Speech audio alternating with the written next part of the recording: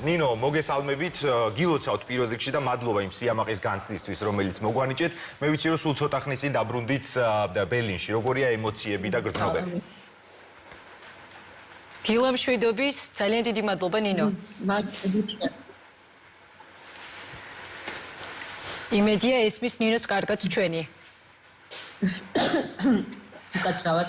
მიხარია რა თქმა უნდა ძალიან არ ვიცი ჯერ ცოტა ისევა რაღაცნაირად დაბნეული, იმიტომ რომ დღეს ჩამოვბრუნდი და ცოტა ისეთი მოულოდნელი იყო ეს ყველაფერი. მე ვიცოდი რომ ეს მოლაპარაკებები მიდიოდა, მაგრამ ასე სწრაფად რომ მოხდებოდა ეს ყველაფერი არ მეგონა და გუშინ იყო სხვადასხვა გამომცემლებებთან შეხვედრა, გამომცემლები იყვნენ ევროპიდან უმეტესწილად ჩამოსული, ვისაც უკვე გამოცემული ჰქონდა ჩემი წიგნები და ჩემ გერმანულ გამომცემელთან ერთად იყო დიდი შეკრება და იქ დაანონსდა ეს ყველაფერი, ანუ რაც უკვე რაზეც ხელია უკვე მოწერილი, ისიც ფაქტიურად გაცხადდა და რაღაცნაირი ძალიან ისეთი დაბადების დღის შეგრძნება მქონდა, თითქოს რაღაცა დიდი ზეიმის მონაწილე ვიყავი და რა თქმა უნდა ძალიან გამიხარდა, იმიტომ რომ ძნელია ამერიკულ ბაზარზე შესვლა, ეს გერმანიაშიც რთულად ითვლება და ძალიან გამიხარდა, განსაკუთრებით იმიტომ რომ ეს წიგნი პირველ რიგში საქართველოსზეა და თან ჯერ გამოცემულიც არ არის, ანუ გერმანიაში თებერვალში გამოვა და ძალიან აჟიტირებულები ვართ ყველა, ჩემი გერმანელი გამომცემლობაც და გვიხარია რა თქმა უნდა ძალიან. ნინო, რა თქმა უნდა, ჩვენც გვიხარია და სწორედ ამის აღნიშვნა მინდოდა ამერიკის წიგნის ბაზარზე შესვლა გერმანიისთვისაც კი რთული არის. თან ეს არის ქართველი ავტორის წიგნი, ქართული თემატიკით. თქვენი გამომცემლობა, გერმანელი გამომცემლობა, როგორ შეხვდა ამ ამბავს? დიდი სიხარულით, იმიტომ რომ ეს საერთოდ ითვლება ევროპისთვისაც ძალიან რთულია, იმიტომ რომ ძალიან ჰერმეტულია ამერიკული ლიტერატურის წიგნის ბაზარი. თვითმყოფადია, ალბათ ესეც შეიძლება თქვა, იმიტომ რომ ძალიან დიდი ხა მოგეხსენებათ ინგლისურენოვანი სამყარო საკმაოდ დიდია და პროცენტულად შედარებით ნაკლები წიგნები ითარგმნება, თუნდაც იგივე გერმანიასთან შედარებით, ბევრად ნაკლები. და ძნელია რაღაცა ფეხის მოკიდება და რა თქმა უნდა თვითონ ჩემი გერმანული გამომცემლობა ძალიან გახარებულია, იმიტომ რომ ეს რაღაცა გრძელვადიანი თანამშრომლობა, ანუ ესე არის აზრად ყოველ შემთხვევაში გეგმაში ესეა, ეს არ იქნება რაღაც მარტო ამ ერთი წიგნით არ შემოიფარგლება და მე როდესაც უკვე ყველაფერი დაკონკრეტდება და ეს პანდემიაც იმედია რომ მოგცემს ამის საშუალებას, ალბათ ჩავალ და მე უკვე კონკრეტულად მოვილაპარაკებ თვითონ გამომცემლობასთან, რა იგეგმება, როგორ როდის. ამას რა თქმა უნდა ყველაფერს დრო დაჭირდება, სანამ წიგნი ითარგმნება, ჯერ როგორც თქვი, ახაც არ არის გამოსული. და ხო, ვართ რაღაც მოლოდინის რეჟიმში და გვიხარია ძალიან. ნინო, როგორც ვიცით, წიგნი ორ სხვადასხვა დროსა და ორ სხვადასხვა ქვეყანაში მიმდინარე მოვლენებს ასახავს. მოდით გაგვაცანით პერსონაჟები, ვინ არიან ეს გოგონები და როგორი იყო მათი ბავშვობა შორეულ 90-იანებში?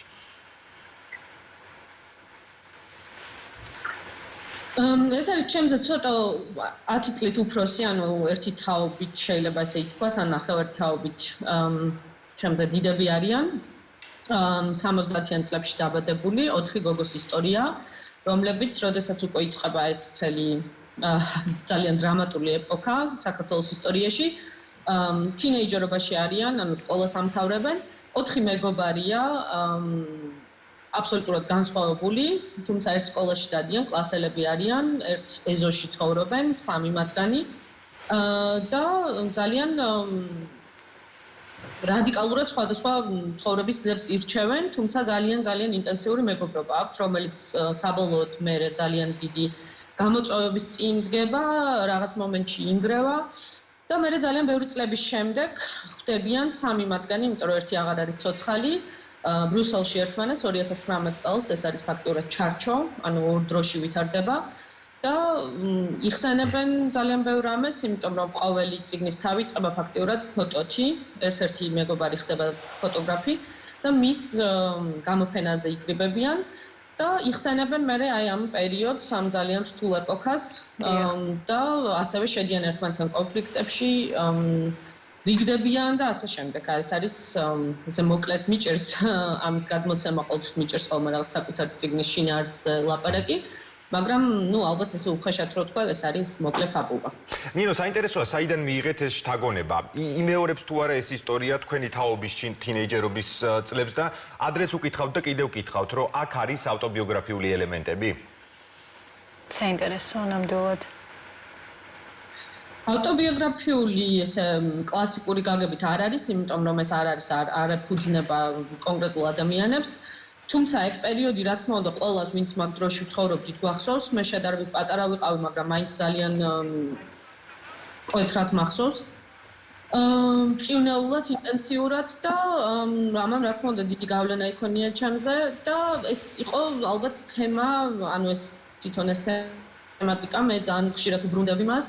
და ალბათ ეს იყო ის წიგნი, რომელიც თავიდან საერთოდ გეგმაში მქონდა, სანამ მერვე სიცოცხლეს დავწერდი, მერვე სიცოცხლე მე რაღაც სხვა პროექტში გადაიზარდა, მაგრამ თავიდანვე ეგ მქონდა გეგმაში, რომ აი ამ ეპოქაზე, კონკრეტულად ამ რაღაცა 10-15 წელიწადზე მქონდა ყურადღება გამახვილებული და ფოკუსიც ამაზე ყოფილიყო. და რაღაცნაირად ფაქტიურად მე თითქოს დავუბრუნდი ისევ ამ თემას და კი ბატონო ნინო განვითარდა. თქვენს წიგნებში ხშირად ქალები იბრძვიან სიყვარულისთვის. აი ამ შემთხვევაშიც ასე არის. რისთვის იბრძვიან გოგონები?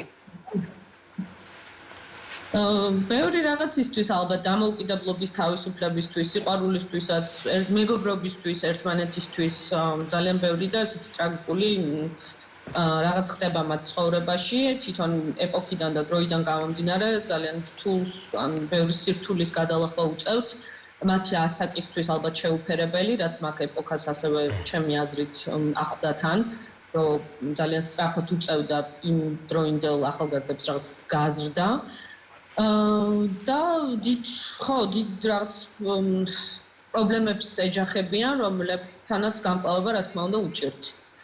და ალბათ პირველ რიგში საკუთარ თავსაც ებრძვიან, დროს ებრძვიან და ძალიან ბევრ პრობლემას, რომლის წინაშეც დგებიან. ნინო, წიგნს ქართულად გადმოთარგმნის შესანიშნავი თარგმნელი მაია ფანჯიკიძე. მე მაინტერესებს განსაკუთრებული მოლოდინი ახლავს თუ არა ქართულ მკითხველთან შეხვედრას და ქართულ ენოვან თარგმანებს თუ კითხულობთ თქვენი რომანების? ეს ვკითხულობ არა, მაგრამ ჩართული ვარ ხოლმე პროცესში. მერვე სიცოცხლის შემთხვევაში ეს ძალიან ინტენსიური ჩართულობა იყო. ნინო ბურდულმა თარგმნა, როგორც ჩემი წინა რომანი და ნინოსთან მეგობრობ, აქედან გამომდინარე ავტომატურად რაღაცნაირად თანამშრომლობდით.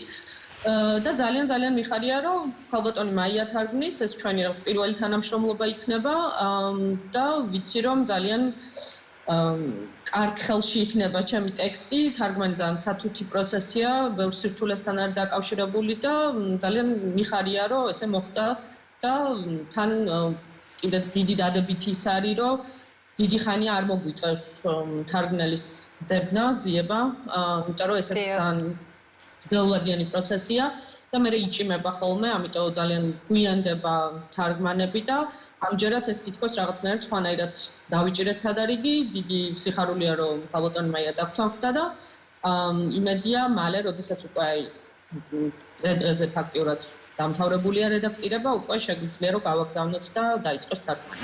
საცდელი თარგმანი გააკეთა ქალბატონმა მაიამ, რომელიც მე წავიკითხე და ძალიან მომეწონა. იქამდე ჩვენ ერთხელ შევხვდით ზაფხულში, თბილისში და ძალიან, თუმცა მაშინ არ იყო დაკონკრეტებული და გადაწყვეტილი რომ ეს ესე იქნებოდა. სხვადასხვა თემებზე ვისაუბრეთ, ძალიან სასიამოვნო საღამო გავატარეთ. და ეხლა მე მქონდა რა თქმა უნდა კონტაქტი, იმიტომ რომ გამეხარდა, მივწერა, დაუკავშირდი, მაგრამ ის ელოდება ჯერ ფაილს თვითონ ამ ტექსტს, რა თქმა უნდა, რომელიც რედაქტირებაც ფაქტიურად ეხლა დასრულდა. რამოდენიმე დღის წინ და აქედან გამომდინარე როგორც გადავაგზავნი, მე ალბათ უკვე დავიწყებ კონკრეტულად საუბარს და ალბათ რაღაცა კითხვებიც ექნება და მე როგორც ხდება ხოლმე ვითანამშრომლებთ. ქართული დასახელება თუ ვიცით უკვე? ხო, სახელის ამბავი ცოტა რთულია. ამას ალბათ ქალბატონი მაია უკეთესად გადაჭრის, იმიტომ რომ სიტყვასიტყვით გერმანულში ცოტა ისეთი უცნაური სიტყვათა წყობაა. და ქართულში პირდაპირ ვერ გადმოვა, ეგ ანუ სინათლის ნაკლებობა იქნებოდა ალბათ ეს სიტყვასიტყვით რომ თარგმნოთ, რაც სათაურად არ ჟღერს კარგად. აქედან გამომდინარე ჯერ მოსაფიქრებელია. ნინო, თქვენ ერთ-ერთ რომანს ბრილკას 8 სიცოცხლე, არა უკვე 25 სიცოცხლე აქვს, რადგან 25 ენაზეა ნათარგმნი და მისი გამოცემა თუ არ ვცდები კიდევ 6 ენაზე იგეგმება. ქართული ლიტერატურის ელჩი ბრძანდებით მთელი მსოფლიოს მასშტაბით და დარწმუნებული ვარ, რომ აი ახალ რომანსაც არაერთი სიცოცხლე ელოდება წინ, მისი მოგზაურობა მსოფლიოში უკვე დაიწყო. იგეგმება თუ არა თქვენი ვიზიტი? რამდენადაც ვიცი იგეგმება, თუმცა ჯერ ეს წიგნი უნდა ითარგმნოს, ეს ყველაფერი ცოტა ისეთი გრძელვადიანი პროცესებია. ეს შეთანხმება კონტრაქტის დადება ფაქტიურად გუშინ გაცხადდა, ესე ოფიციალური გახდა, იმიტომ რომ იქამდე მოლაპარაკებები მიდიოდა. და მე ჯერ არ შევსულ ვარ კონტაქტში, ანუ ის ჩემი გერმანული გამომცემლობა აკეთებდა და ვიცი რომ მე როგორც ხდება ხოლმე, რა თქმა უნდა, იქაური გამომცემლობიდან დამიკავშირდებიან, მე უკვე თარგმანზეც წავალაპარაკი, ვინ თარგმნის, ალბათ მეც რაღაცა დოზით ჩავერთვები, ყოველთვის რაღაც ავტომატურად რაღაც კითხვები ჩნდება ხოლმე, თუმცა ინგლისური თარგმანი არის ბრილკასი, მაგრამ ეს ახალი ჯერ რა თქმა უნდა გასაკეთებელია და ჯერ არ არის დაწყებულიც არ არის. თვითონ ვიზიტი იმედია კი ალბათ იგეგმება, იმიტომ რომ ეს ხდება ხოლმე და რამდენადაც ვიცი, რაღაცა ბევრი ხო ისეთი გრძელვადიანი თანამშრომლობა სურთ, როგორც გავიგე. მაგრამ მე თვითონაც ჯერ არაფერი ისეთი კონკრეტული ინფორმაცია არ მაქვს, იმიტომ რომ ძალიან ახალია ეს ყველაფერი. ფაქტობრივად მეც გუშინ ცხელი ამბები. გავიგე იმ ხრივ, რომ ნუ ზუსტად დავადგინე, რომ ეს ესეა და მოლაპარაკებები დასრულდა. შვენიერი. ბრილკაზე ჩაგეკითხებით, ერთ ინტერვიუში მოვისმინე, რომ ეკრანიზაცია იგეგმება. გვაქვს ამასთან დაკავშირებით სიახლე? არის კონტრაქტზე ხელი მაქვს უკვე მოწერილი, თუმცა ჯერ არ მაქვს უფლება სამწუხაროდ თქვა ვისთან, იმიტომ რომ ეს თვითონ ამ ხალხმა, ამ პროდიუსერებმა უნდა გააკეთონ, თვითონ ამ კომპანიამ ესეთია ხელშეკრულების ნაწილი, არ ვიცი რატომ. და სამზადისი, არ ვიცი რა დავარქვა ამ პროცესს, ხო, მოსამზადებელი პერიოდია. ამ ეტაპზე ეძებენ სცენარისტს, იმიტომ რომ ეს ყველაზე მნიშვნელოვანია. და რაღაცა 2 წელი არის, ესე ვარ შეთანხმებული, რომ 2 წელი არის მოსამზადებელი პერიოდი და მეც ველოდები, როდის გაოფიციალურებენ თვითონ ისინი და როდის დაანონსდება ეს, იმიტომ რომ მე ძალიან მიხარია და ველავ, ესეც ძალიან ისეთი აბსოლუტურად რაღაცა ახალი სამყაროა, რომელთანაც გადაკვეთა აქამდე არ მქონია. და მეც დიდი ინტერესით ველოდები ამას, რა მოყვება, რა მოხდება, როგორი იქნება, თუმცა მე ჯერ სამწუხაროდ ვერაფერს ვერ ვამბობ, იმიტომ რომ ეს მათი პრეროგატივაა და ჩვენც ველით. ნინო, ძალიან დიდი მადლობა. კიდევ ერთხელ მინდა შენიცნებართვით მაყურებელს სიამაყით მოვახსენო, რომ ამერიკულმა გამომცემლობა HarperCollinsმა მოიპოვა ნინოს ახალი რომანის საავტორო გამოცემის უფლებები და რა თქმა უნდა დიდი მადლობა რომ იყავით ჩვენთან ერთად, გულშემატკივროთ და გვიხარია თითოეული ნაბიჯი შენს მიერ გადადგმული. მე ახლა ვკითხულობ მერვე სიცოცხლეს, ანუ ბრილკას და აი უდიდესი სიამოვნება არის, დიდი მოგზაურობა არის და ამიტომ თუ ვინმეს არ აქვს ჯერ დაწყებული ამის კითხვა ურჩიოთ აქვეც უთხრათ. წინააღმდეგიერება მოკლედ. ნამდვილად ასეა. კიდევ ერთხელ შევაჯამოთ ჩვენი საუბარი შესანიშნავ ქართველ ავტორ ნინო ხარატიშვილთან, რომლის ჯერ კიდევ გამოუცემელი რომანი წინასწარ, აი ამ რომანის უფლებები იყიდა ერთ-ერთმა ყველაზე დიდმა გამომცემლობამ HarperCollinsმა და ეს შემთხვევითი არ არის, როცა გამოუცემელი რომანის უფლებას ყიდულობ, ეს არის განუზომელი ნდობა ავტორის მიმართ და მისი ტექსტის ხარისხის მიმართ. კიდევ ერთხელ ულოცავთ ნინო ხარატიშვილს ამ წარმატებას და უამრავ შევსებულ ფურცელს უსურვებთ. კი ბატონო, ჩვენ ბედნიერებაზე ვსაუბრობდით და თუნდაც ეს ამბავი არის ძალიან დიდი ბედნიერება და ვხარობთ, გულშემატკივრობთ.